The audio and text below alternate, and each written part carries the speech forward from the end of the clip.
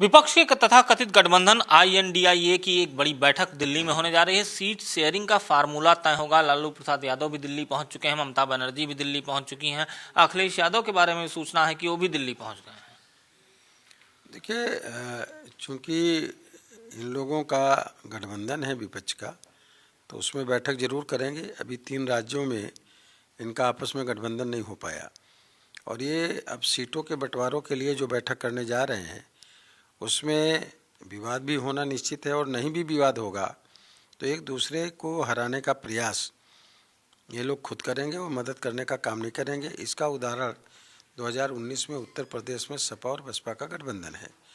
Vote का transfer नहीं हो पाया और उसमें भी 64 सीटें भारतीय जनता पार्टी का अलायंस NDA जीत करके आया।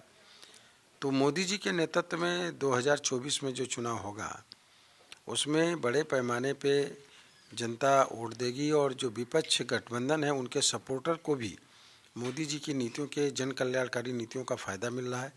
चाहे आवास हो, चाहे शौचालय, चाहे मुफ्त में इलाज हो, या किसानों के खाते में पैसा जा रहा हो, या इसके अलावा जो सुविधाएं हैं, गैस सिलेंडर, चूल्हे, आवास, ये तमाम चीज़ें जो लाभ मिल रहा है उसमें निश्चित तरीके से उनके लोग भी जानते हैं कि मोदी जी हैं तो ये सारी चीज़ें मिल रही, मोदी जी नहीं रहेंगे ये सुविधाएं नहीं मिलेंगी।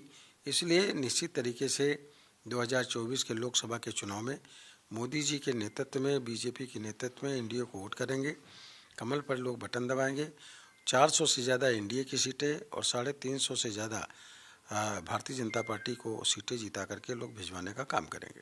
लेकिन एक तरफ विपक्ष बैठक कर रहा है और लगातार चुनौती दे रहा है। क्या ये चुनौती 2024 के रण में कहीं ना कहीं NDA को या भाजपा को नुकसान पहुंचाएगी? अगर मैं उत्तर प्रदेश के परिदृश्य की बात करूं तो कोई नुकसान नहीं पहुंचा पाएंगे। मैंने बताया ना कि इनका वोटर खुद वोट करेगा BJP को, क्योंकि समाजवादी पार्टी के वर्कर को भी मालूम है कि मोदी जी के अलावा कोई नहीं आ रहा है। मोदी जी का विकल्प अगर कोई है तो खुद प्रधानमंत्री नरेंद्र मोदी जी ही अपना विकल्प हैं।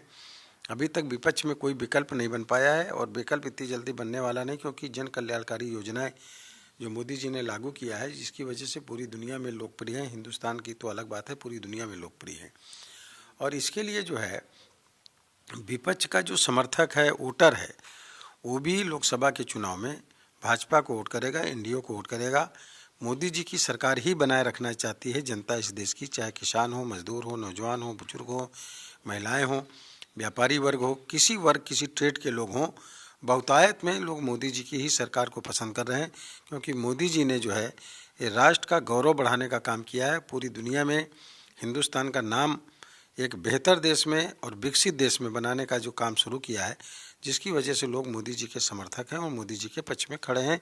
इस पर कोई भी किसी प्रकार का नेता विपक्ष के जरूर आपस में समझौता कर रहे हैं, मगर उनके वोटर, उनके सपोर्टर वो समझौता कोई करने के लिए तैयार नहीं, वो मोदी जी के साथ खड़े। धन्यवाद सर। तो हमारे साथ बातचीत कर रहे थे केंद्रीय मंत्री Kaushal Kishore. India daily live के लिए कैमरा पर्सन सेरा के साथ अजय पीयूष शुक्ला, नई दिल्ली।